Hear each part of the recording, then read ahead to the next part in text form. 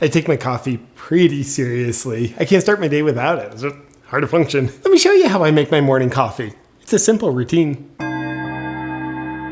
I always start with the pour over. Basically produces an artisan handcrafted cup of coffee because it's the most cumbersome way to make coffee. Like, would you rather have drip coffee that comes from a coffee maker or a pour over coffee that tastes the same but takes all morning to make?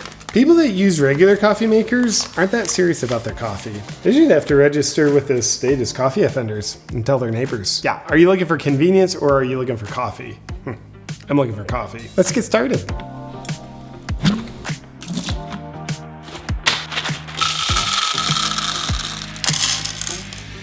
I always weigh my beans because I didn't have friends in high school. The beans I'm using are a washed Arabica light roast, grown in the microclimates of equatorial regions in Colombia, on generational farms where the families enjoy handcrafted furniture in their homes, always small batch roasted. With a balanced flavor profile of complex chocolate, advanced trigonometry, and subtle notes of caramel. It offers full flavor, low acidity, non-existent arsenic with a sneakiness of Edward Snowden. It's super important to grind your own beans because if you don't, what happens, beans will get torn apart and it's not strong enough to get the beans, so the beans profile has to be bigger than that. Otherwise the beans get torn instead of sliced. For the pour over, it's important to pour the water over the grinds. Wait a minute.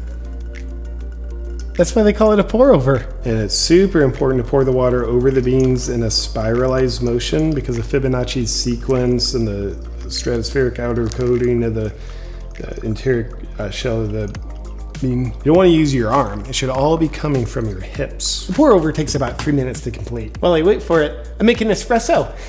A little pre-coffee coffee, if you will. Holds me over while I wait.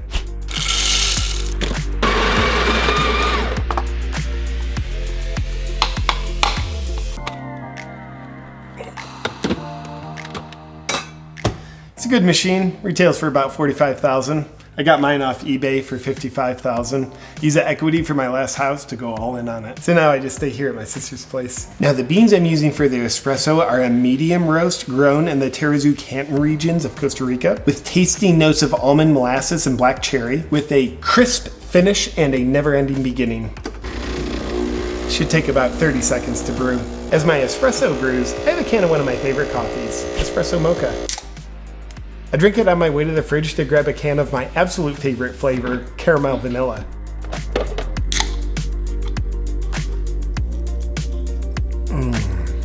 Espresso's ready.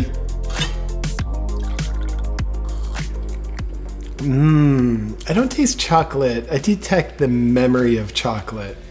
It's even more subtle. Practically not there. Not even a little. Just what I needed to hold me over until my pour over is ready.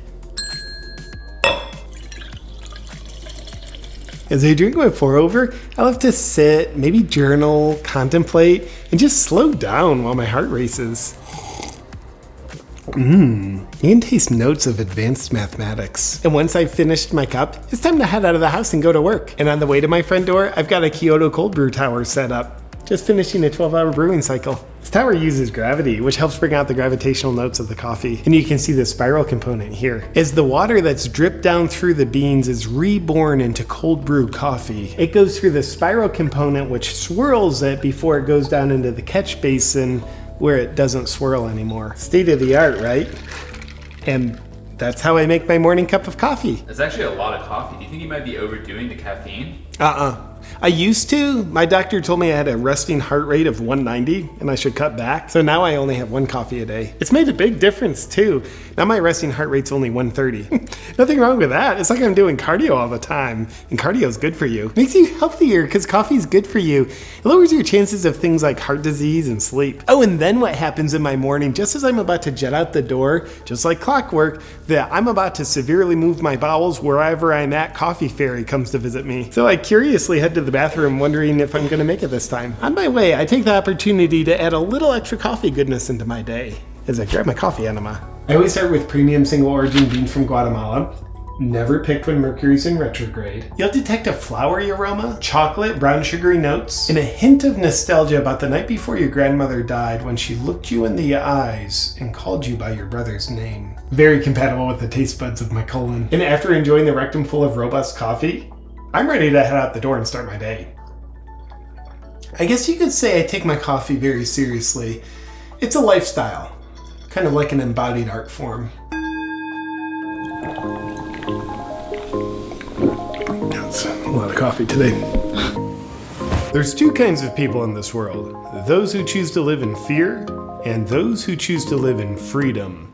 My all-new Freedom line of merch is designed for the latter. Those who choose freedom over fear and bravery over obedience are not just making the world a better place for themselves, but a better place for their children and grandchildren. If you're with me on the mission of standing for freedom, check out my new merch line. It's designed to help you flex your freedom while you spread the message. Go to awakenwithjp.com to check it out.